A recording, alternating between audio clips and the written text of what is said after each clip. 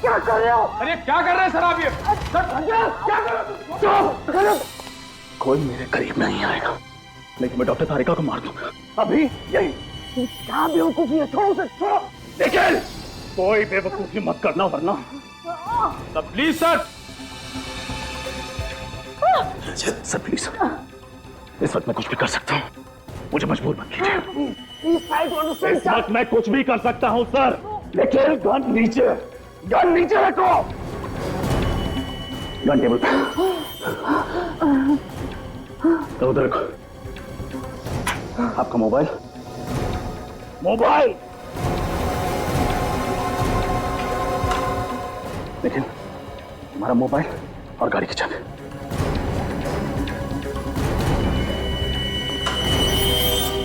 Sir आप ठीक नहीं कर रहे हैं सर। दोनों लोग पीछे। तुम पीछे। छोड़ दो उसे, क्या कर रहे हो तुम? निखिल, लैंडलाइन की तार काटो। निखिल, लैंडलाइन की तार काटो। तुम क्या चाहते हो रजत? ये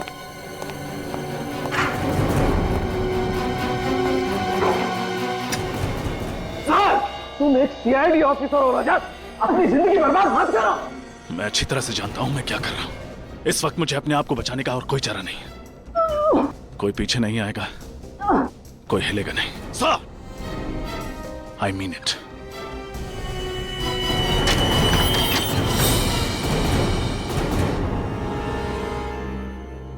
इसे जानती हो? जी सर, ये तो साशा है, हमारे हॉस्पिटल में नर्स है। पर सर, इसे क्या हुआ है? इसका खून हो गया। क्या? Oh my God! अब पर कब?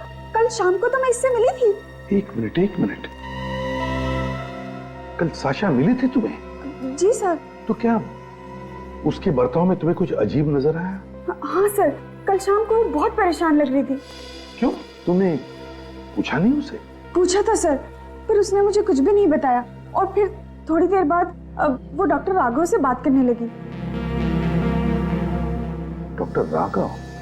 कहाँ है ये डॉक्टर राघव? जरा बुलाओ उन्हें।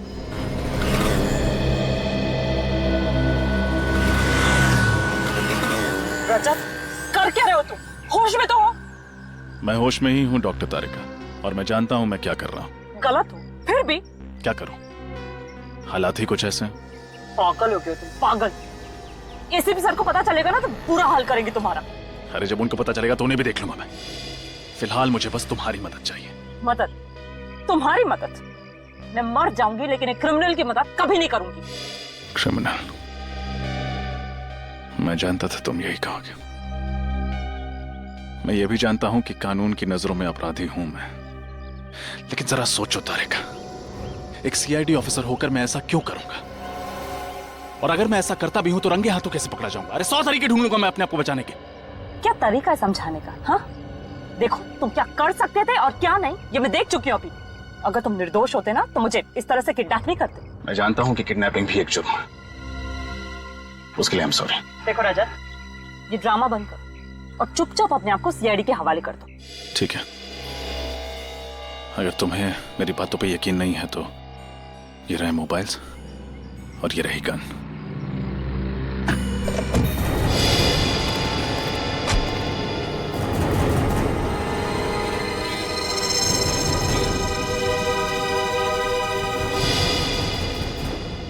डॉक्टर राघव, आपके हॉस्पिटल की नर्स साशा कल कुछ टेंशन में थी, तो उसने तुम्हारे साथ कुछ बातचीत की ना? जी सर। क्या क्या बातचीत हुई, जरा बताइए। एक मरीज के बेटे ने उसे डांट दिया था सर, तो थोड़ी टेंशन में थी वो, तो मैं उसे समझा रहा था बस। कौन सा मरीज? मिस्टर विनय सर, उन्हीं के बेटे ने उसे डांटा था। शायद आप जानते भी होंगे उन्हें, वो भी सीआईडी में काम करते हैं, सीआईडी इंस्पेक्टर हैं, मिस्टर रजत नाम है उनका। क्या? सीआईडी इंस्पेक्टर रजत? तो रजत ने हमें बताया नहीं कि उसके पिताजी हॉस्पिटल में हैं।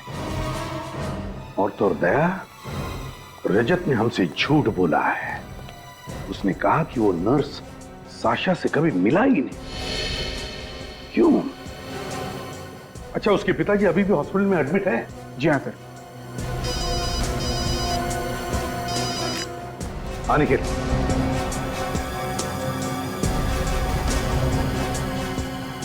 क्या रजत ने तारिका को अगवा कर लिया? ये कर, अच्छा ठीक है। श्रेया, सर, सचिन को फोन करो और उससे कहो कि वो रजत को ट्रेस करें।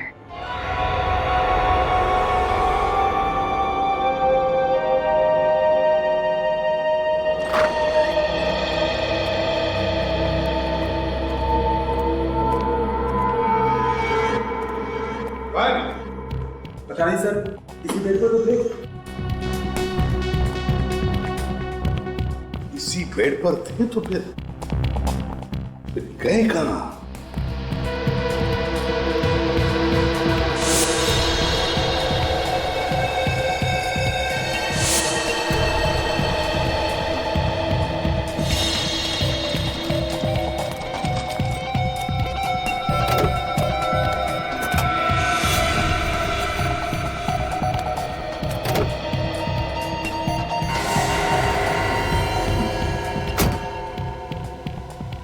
डोंट वरी, मैं तुम्हारा साथ देने के लिए तैयार हूँ। थैंक यू तारिका। लेकिन पहले तुम्हें सब कुछ सच सच बताना पड़ेगा कि इन्हें बचाने के लिए तुम इतना बड़ा रिस्क क्यों उठा रहे हो। ये है कौन?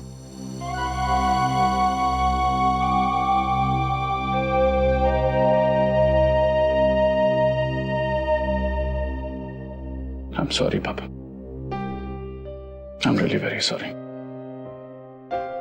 अपने काम में बिजी रहा, आपको वक्त नहीं दे पाया। क्या कहूं, ड्यूटी कुछ ऐसी है। पानी,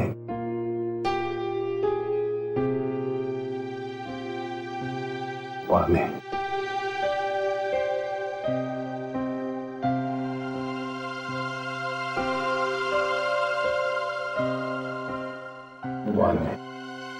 मैं भी लेकर आता हूँ पापा। यहाँ बहुत खराब है, आप थोड़ा सा ख्याल रखिए उसकी। एक्सक्यूज मी, आप यहाँ काम करने आती हैं या बातें? पेशेंट उधर पानी मांग और आप यहाँ जग हाथ में लिए टाइम पास कर रही है।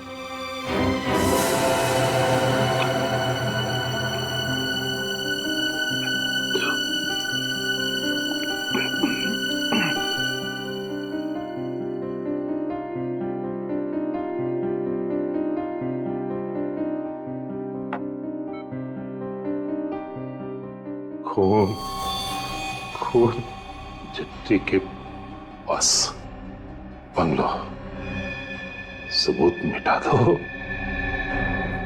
सबूत मिटा दो।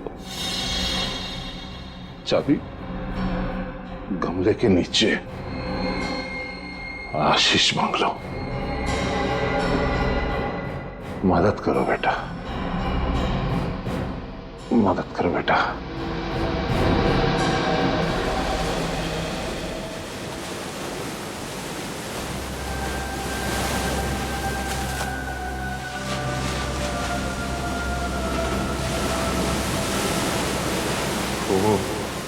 खून, मदद करो बेटा, सबूत मिटा दो बेटा। चिट्ठी के पास आशीष बंगलो। पापा से कहीं कुछ गलत तो नहीं हो गया? नहीं नहीं, पापा ऐसा क्यों करेंगे? जरूर ये पापा का कोई भ्रम होगा, दवाइयों के हैवी डोज का दिमाग पर असर पड़ा होगा। लेकिन अगर ये उनका भ्रम नहीं हुआ तो एक सीआईडी ऑफिसर होने के नाते मुझे उनकी बातों को नजरअंदाज नहीं करना चाहिए। एक बार उस बंगलो पे जाके देखता हूँ, हो सकता है ये उनका भ्रम ना हो, हकीकत हो।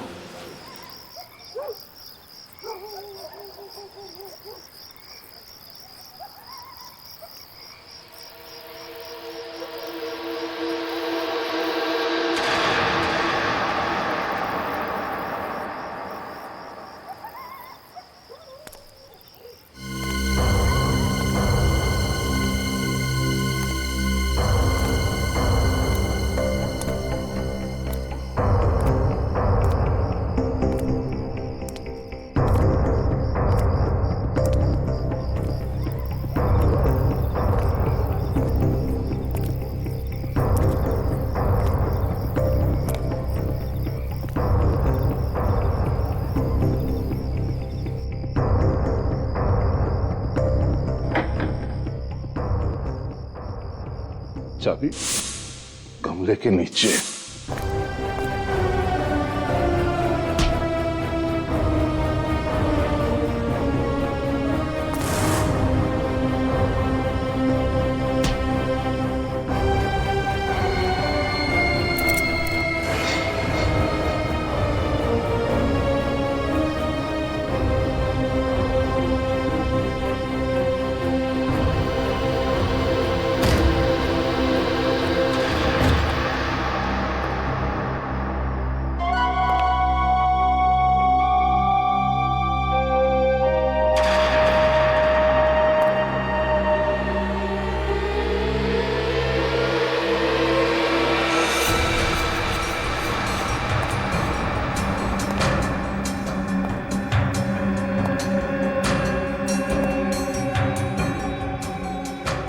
पापा ने जो कुछ भी कहा सब सच निकला। ये उनका भ्रम नहीं था।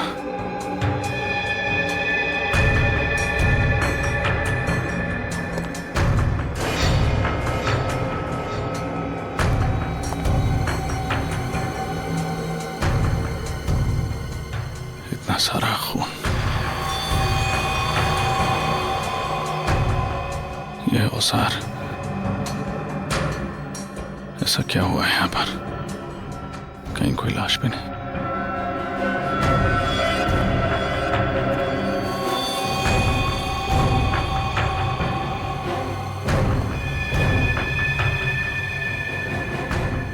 पापा ऐसा नहीं कर सकते। वो ऐसा क्यों करेंगे? वो किसी का खून क्यों करेंगे?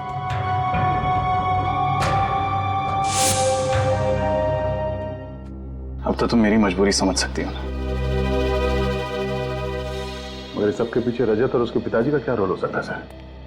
क्या रजत या उसके पिताजी को कोई खतरा था जिसकी वजह से उसने इतना बड़ा कदम उठाया? हो सकता है, जरूर हो सकता है।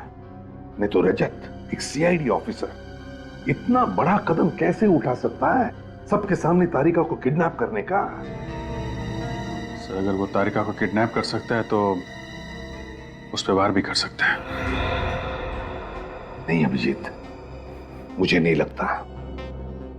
एक जुर्म छुपाने के लिए वो ऐसा जुर्म नहीं करेगा तारिका पर वार करने का। सही कहा आपने सर।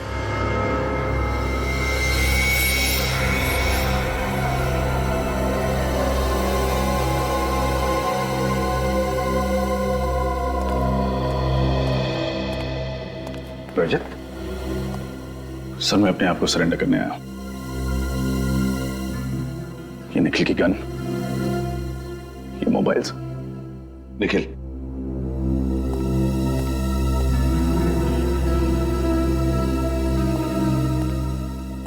अपने गुनाहों के लिए मैं अपने आप को कानून के हवाले करता हूं। कौन से गुनाह?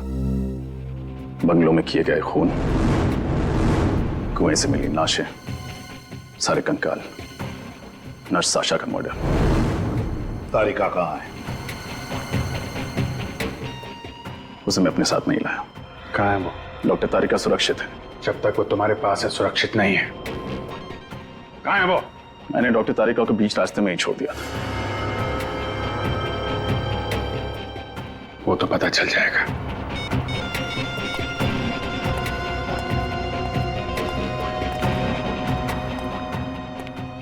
तुम्हारे पिताजी कहाँ हैं? सर वो मैं नहीं बता सकता। क्यों नहीं बता सकते? आप मुझसे कुछ और पूछिए, लेकिन अपने पिता के बारे में पूछे गए सवालों के जवाब मैं नहीं दे पाऊंगा। तुम्हें जवाब देना ही पड़ेगा, समझे? तो बताओ, तुम्हारे पिताजी का उस बंगले से उस नर्स साशा के साथ क्या कनेक्शन है? क्या कनेक्शन था? और फिर डेल्टा हॉस्पिटल से क्या वो जुड़े हुए हैं? जवाब दो रजत। आई एम सॉरी सर, मैं अपने पिता के बारे में कुछ नहीं बता सकता। आप मुझे अरेस्ट कीजिए, आपका मुजरिम आपके सामने खड़ा है। बॉस, एक बहुत इंपॉर्टेंट बात पता चली है, बताना जरूरी था इसलिए मैं खुद चलाया। क्या पता चले डॉक्टर साहब? दया, वो जो जमीन पर खून पड़ा हुआ था उसमें ग्लाइसरॉल है। सर वो क्या होता है? वैसे तो ग्लाइसरॉल का इस्तेमाल कई जगह किया जाता है, लेकिन खास तौर पर ग्लाइसरॉल का इस्तेमाल ब्लड बैंक में खून को प्रिजर्व करने के लिए किया जाता है। मतलब वो खून किसी ब्लड बैंक से लाया गया? हाँ, किसी ने जानबूझकर ब्लड बैंक से वो ब्लड लिया और उस जमीन पर और उन औजारों पर लगा दिया। इसका मतलब है जिसकी भी ये साजिश है वो जरूर किसी ब्लड बैंक या हॉस्पिटल से जुड़ा हुआ है। ब्लड प्रिजर्वेशन का प्रोसेस बहुत ही महंगा होता है। छोटे मोटे अस्पताल में और छोटे मोटे ब्लड बैंक में काम नहीं किया जा सकता। एक और खास बात, रजत के पिताजी डेल्टा हॉस्पिटल में थे और डेल्टा हॉस्पिटल में खून को प्रिजर्व करने के लिए ग्लाइसरॉल का इस्तेमाल किया जाता है।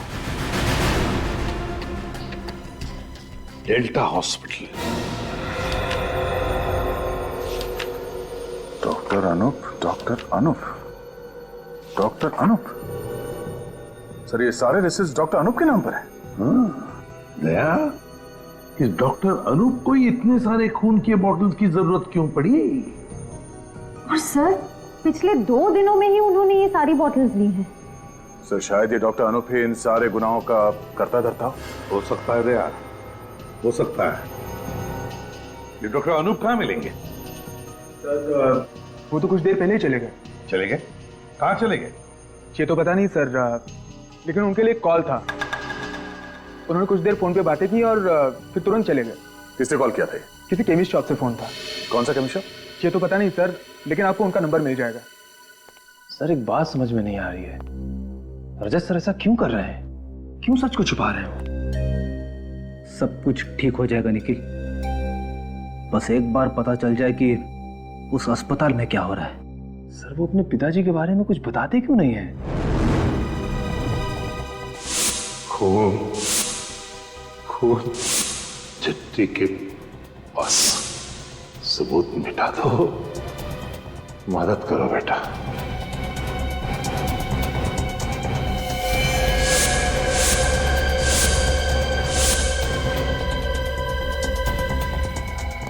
किसी ने जानबूझकर ब्लड बैंक से वो ब्लड लिया और उस जमीन पर और उन औजारों पर लगा दिया। एक और खास बात, रजत के पिताजी डेल्टा हॉस्पिटल में थे और डेल्टा हॉस्पिटल में खून को प्रिजर्व करने के लिए ग्लाइसरॉल का इस्तेमाल किया जाता है। मालूम है आज हॉस्पिटल में क्या हुआ है? कैसे? एक आदमी अपनी बीवी की कंप्लेंट करने लगा इसी हिसाब से। कहने लगा कि उसकी बीवी उसे मारती है, उससे काम करवाती है। अब सीआईडी के पास क्या यही काम बचा है? लोग भी अजीब अजीब कंप्लेंट लेके आते हैं हमारे पास।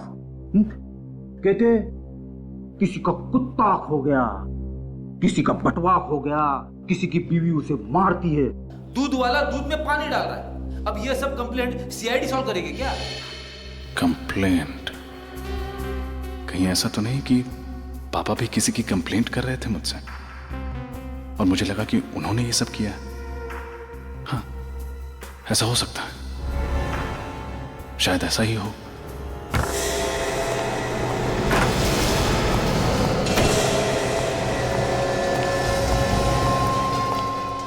कहाँ जा रहे हो आप? रुक जाइए वरना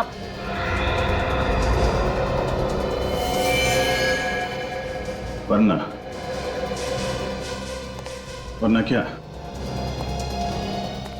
तुम लोग मुझ पर गोली चलाओगे? जरूरत पड़ी तो, इसलिए प्लीज। देखो मुझे एक बहुत ही जरूरी काम याद आ गया, मुझे जाने दो। सीपी सर ने कहा है कि आप ब्यूरो से बाहर नहीं जा सकते। निखिल, इट्स इंपॉर्टेंट, मेरा विश्वास करो, इसमें मेरी कोई चाल नहीं।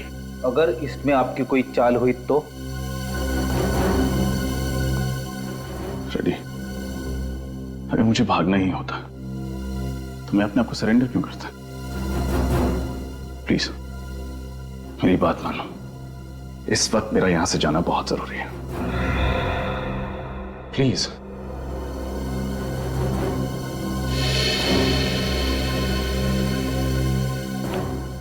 कहाँ जाना चाहते हैं आप?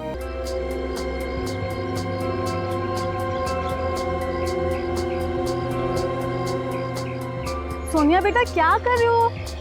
जल्दी चलो, अगर स्कूल जाने में आज भी देर हो गई ना तो एब्सेंट लग जाएगी। बेटा गार्डन में खेलने का टाइम नहीं है, चल यहाँ से। माँ कितना रंगी रंगी फूल है। सोनिया, सोनिया क्या कर रही है? यूनिफॉर्म गंदा हो जाता है ना, टीचर डांटती ना। चलो अभी यहाँ से। माँ मुझे खेलना बहुत अच्छा लगता है। हाँ बेटा खेल लेना, लेकिन स्कूल के बाद, ठीक है? चलो।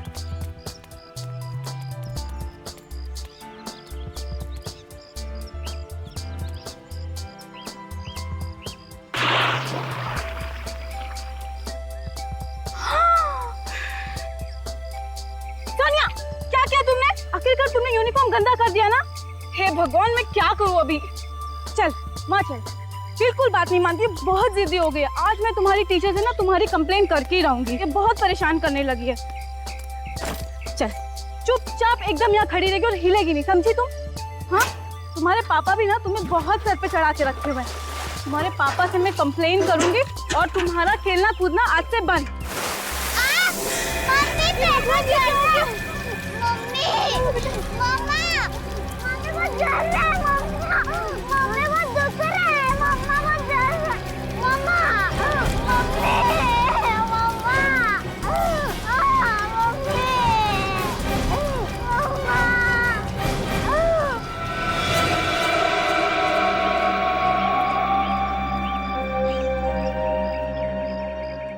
सर, इतना भयानक नजारा ना ही मैंने कभी देखा ना ही सुना।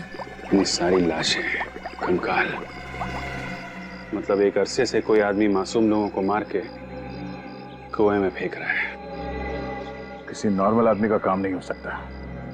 ये आदमी दिमाग से बीमार है, साइको है कोई। बीमार भी है और शातिर भी। तभी तो इतने सालों से लोगों को मार के कुएं में फेंक रहा है और किसी को उसके जुर्म के बारे में पता भी नहीं चला। तो माँ और बेटी ने देख लिया, नहीं तो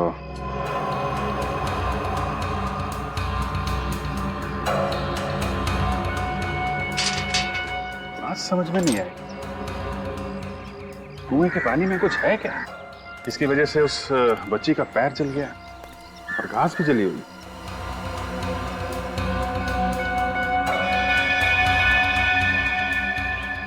अभिजीत, इतने सारे लोगों को अलग अलग जगह पे मार के यहाँ पे लाके फेंकना कोई आसान काम नहीं है।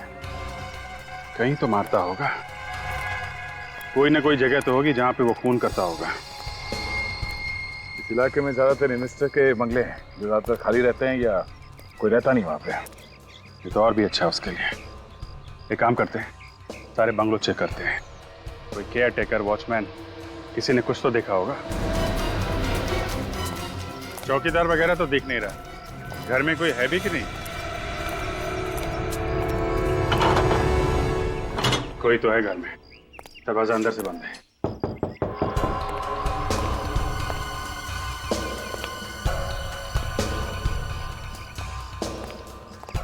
अंदर कोई दिख तो नहीं रहा है। कहीं ऐसा तो नहीं कि चौकीदार पीपा के अंदर पड़ा हो? ये भी तो हो सकता है कि वो जानबूझ के दरवाजा खोल नहीं रहा। हो सकता है।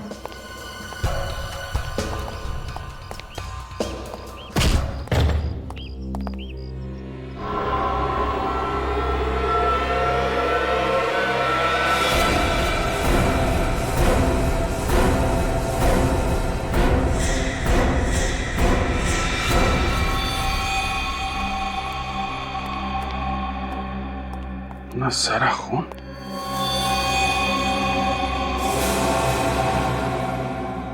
सर, बहुत सारे चाकू भी हैं। यहाँ घर के अंदर इतना सारा खून और वहां कुएं में इतनी सारी लाशें हैं। कोई ना कोई कनेक्शन है आपस में।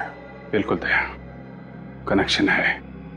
लगता है खून यहाँ पे होता है और लाशें इस कुएं में डाली जाती हैं। और भी ये सब चाकू डालो, संभाल के। इसमें फिंगरप्रिंट्स होंगे।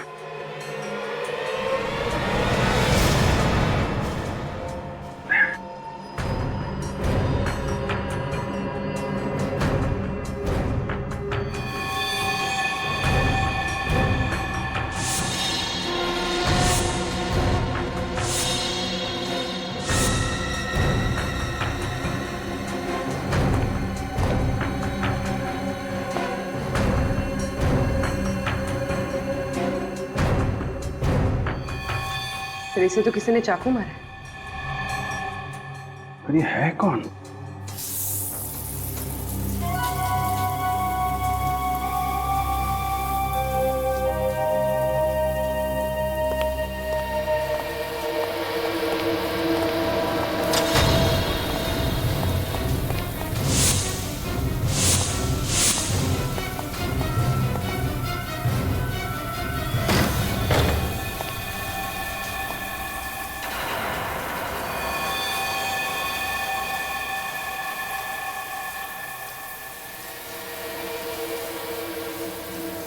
हाथों पर।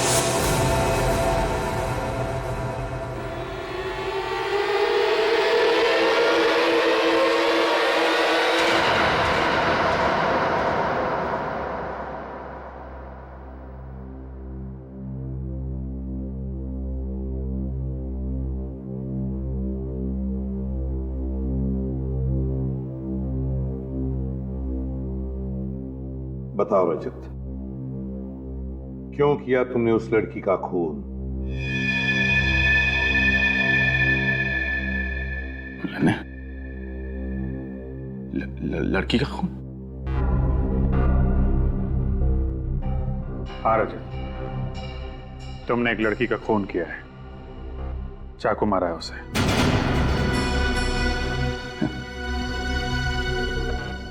मेरी समझ में कुछ नहीं आ रहा है सर।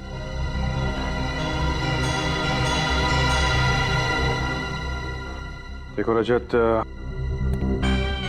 छुपाने से कोई फायदा नहीं है। बेहतर होगा तुम कोऑपरेट करो।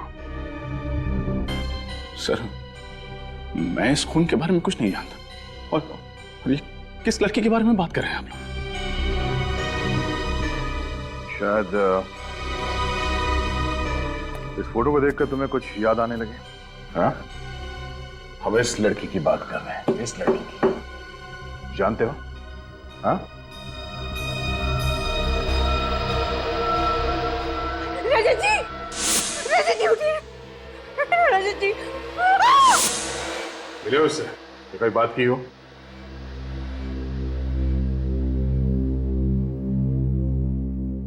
बोलो। रजत,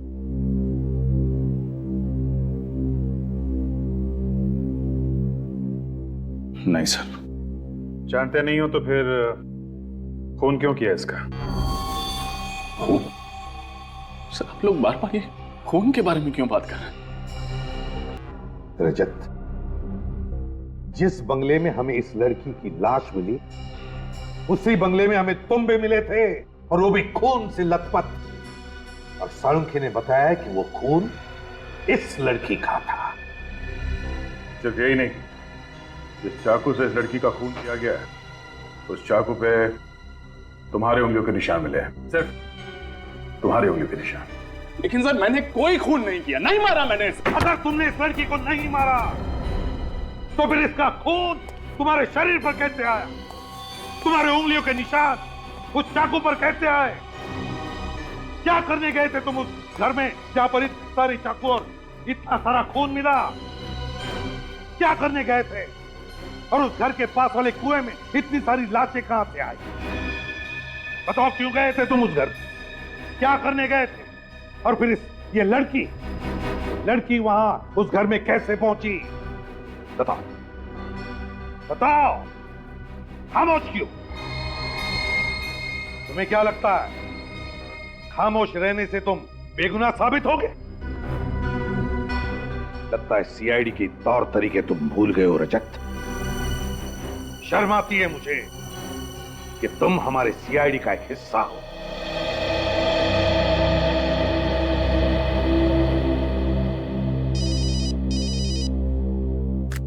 हाँ सालुंखे, क्या क्या कहा तूने? अच्छा, हाँ समझ गया मैं। ठीक है, सर रजत को सालुंखे के पास लेकर जाओ। बात कैसे? सालुंखे इसकी ब्लड टेस्ट करना चाहता है।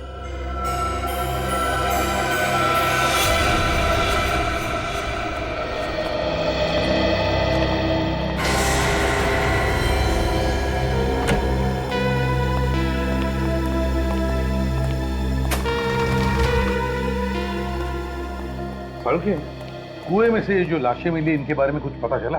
हाँ बस, इन लाशों का और कुएं के पानी का मैंने टेस्ट किया है। वो पानी तो पीने के लायक ही नहीं है। उस पानी में तो बहुत ज्यादा मात्रा में सल्फेट मिला हुआ है। सल्फेट? ये तो बहुत ही पावरफुल केमिकल है। हाँ, और इस केमिकल का कोई रंग नहीं होता है और पानी में बहुत आसानी से घुल जाता है। और सल्फेट से बहुत ज्यादा जहरीले केमिकल्स बनाए जा सकते हैं, फर्टिलाइजर्स भी बनाए जा सकते हैं। और अगर किसी चीज में इसकी बहुत ज्यादा मात्रा मिला दी जाए तो इंसान का मांस, उसकी चमड़ी, उसकी हड्डियां, यहाँ तक कि मेटल और पत्थर को भी मिनटों में पिघला देता है। हाँ सालुंखे, इसीलिए तो ये सारी लाशें इतनी जल्दी गल गई और फिर दुर्गंधी भी नहीं थी। बिल्कुल बॉस। अच्छा सालुंखे, तू इनके चेहरे बना सकता है? नहीं, लाशों की ऐसी हालत है कि इनका चेहरा नहीं बनाया जा सकता है। हड्डियां भी बुरी तरह से गल चुकी। अच्छा, मौत कैसे हुई ये तो बता सकता है ना तुम? हाँ, ये पता लग सकता है, लेकिन उसमें थोड़ा वक्त लगेगा। चलो ठीक है, तब तो आसपास के पुलिस स्टेशन से पता लगाएंगे कि इसकी गायब होने की रिपोर्ट लिखवाई गई है क्या।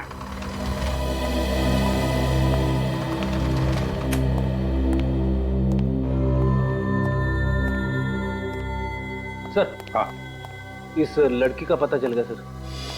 डेल्टा हॉस्पिटल में काम करती है। डेल्टा हॉस्पिटल में? ठीक है, निखिल, रजत की टेस्ट होने के बाद इसे ब्यूरो ले जाओ और जब तक हम नहीं आते इस पर कड़ी नजर रखना। चलो। Hello, SD chemist. जी कहिए। मैं सीआईडी से बोल रहा हूँ। मुझे एक पेशेंट के प्रिस्क्रिप्शन के बारे में कुछ इंक्वायरी करनी थी। जी जी, कौन से पेशेंट के बारे में सर? पेशेंट का नाम तो नहीं पता। फिर मैं कैसे इन्फॉर्मेशन दूं सर? देखिए, थोड़ी देर पहले आपने डेल्टा हॉस्पिटल में डॉक्टर अनूप को फोन किया था ना? यस सर, एक्चुअली उन्होंने मुझे फोन किया था ये इन्फॉर्मेशन देने के लिए कि मिस्टर विनय नाम के पेशेंट का अगर कोई प्रिस्क्रिप्शन लेकर के आए तो मैं उन्हें इन्फॉर्म कर दूं। विनय, ये तो रजत के पिताजी हैं। क्यों? सर, उनका कहना था कि मिस्टर विनय पेशेंट जो हैं वो एक फ्रॉड हैं। मिस्टर विनय एक फ्रॉड है? अच्छा, मिस्टर विनय की दवाई लेने के लिए कोई आया था वहाँ पे? हाँ सर, एक लड़की आई थी सर। ये लड़की दिखती कैसी है? मेरा मतलब उसका हुलिया कैसा है? सर, वो लड़की लंबी थी, घुंघराले से बाल थे, इससे ज्यादा मैं नहीं जानता सर। और इस लड़की का एड्रेस बताया तुमने डॉक्टर अनूप को? हाँ हाँ सर, मैंने उन्हें इन्फॉर्म कर दिया है। क्या एड्रेस क्या है उसका?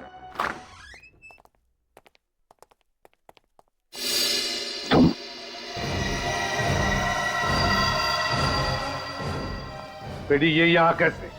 हाँ? सर, मैं जानता हूं आप लोग मुझसे नाराज हैं। मैंने जो किया गलत किया। अपने पिता को बचाने के लिए मैं उन्हें हॉस्पिटल से भगा के ले गया। पहले मुझे लगा था कि वो इस सब चीजों में शामिल है, लेकिन वो बेकसूर है सर। मगर तुम बेकसूर नहीं हो, नहीं हो तुम बेकसूर, समझे?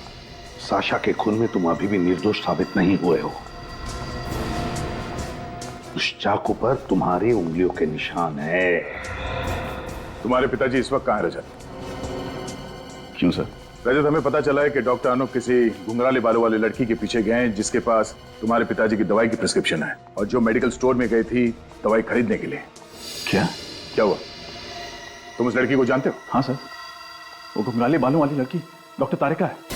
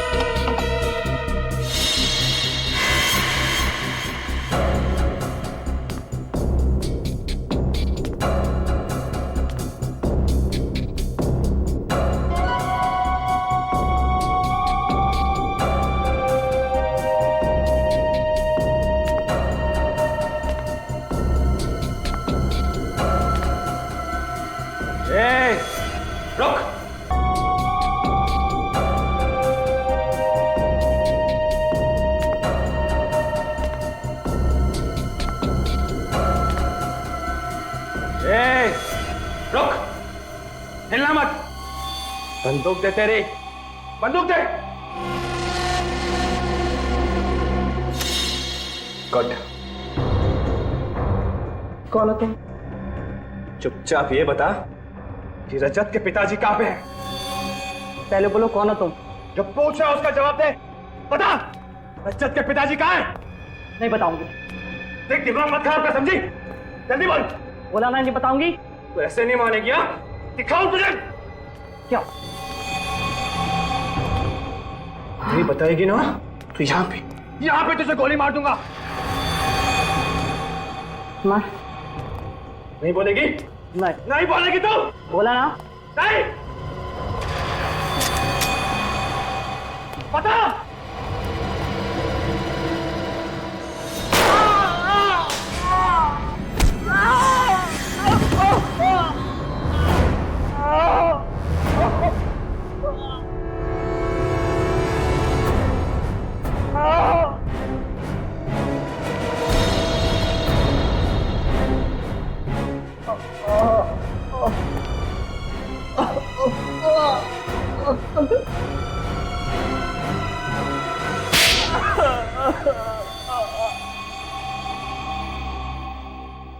मुझे माफ कर दीजिए सर, मुझे माफ कर दीजिए। मैं ही कातिल हूँ, मैंने ही सारा खून किया सर। एक डॉक्टर होकर शैतान का काम किया तुमने। क्यों किए ये खून? क्योंकि लालच में सर, मैं एक ऑर्गन्स का रैकेट चलाता था सर। पेशेंट के शरीर से अंग निकालता था और उन्हें बेचता था, जिससे मुझे बहुत रुपए मिलते थे सर। और सबूतों को मिटाने के लिए तुम लाशों को उस कुएं में फेंकते थे जिसमें तुमने पहले से सल्फेट्रेट मिलाया हुआ था। हाँ सर। रजत को क्यों फंसाया तुमने? रजत के पिताजी ने मेरी और शाशा की सारी बातें सुन ली थी सर, और उन्होंने वो सारी बातें रजत को बता दी। मैं जानता था रजत एक सीआईडी कॉप है, वो उस बंगले में जरूर जाएगा और मैं और शाशा पकड़े जाएंगे। इसलिए उस दिन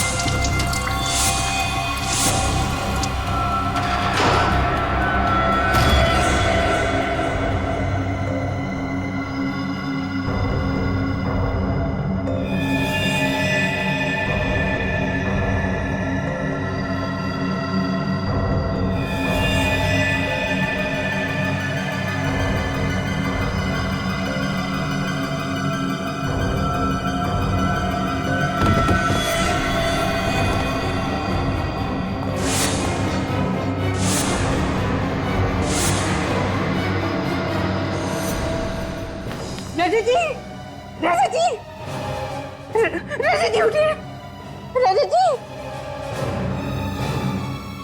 रजत जी उठिए ना, क्या हो गया आपको? उठिए ना रजत जी।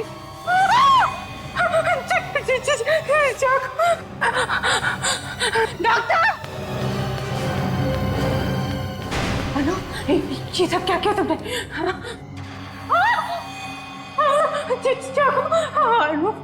नहीं, मैंने कुछ नहीं देखा, मैं किसी से कुछ नहीं कहूंगी, मुझे मत मारो। लेकिन साशा को क्यों मारा तुमने? साशा मुझसे बहुत प्यार करती थी और ऑर्गन्स का रैकेट चलाने में मेरी मदद भी करती थी, मेरी साथी थी वो। लेकिन अचानक पता नहीं उसे क्या हो गया, वो मुझे ब्लैकमेल करने लगी सर। इसीलिए मैंने एक वार से 2 शिकार कर लिए। साशा को भी मार दिया सर, उसका सारा इल्जाम रजत पे डाल दिया सर। तुम्हें क्या लगा कि सीआईडी को फंसाकर तुम बच जाओगे? लेकिन तुमने ये नहीं सोचा कि सीआईडी को फंसाकर तुम अपने लिए ही फांसी का फंदा तैयार कर रहे थे। इतने मासूम लोगों की जानें ली, किस लिए? पैसा कमाने के लिए, गलत रास्ते से। अब तो तुम्हें ऊपर वाला भी फांसी के फंदे से बचा नहीं सकता। ले जाओ इसे फ्रेडी।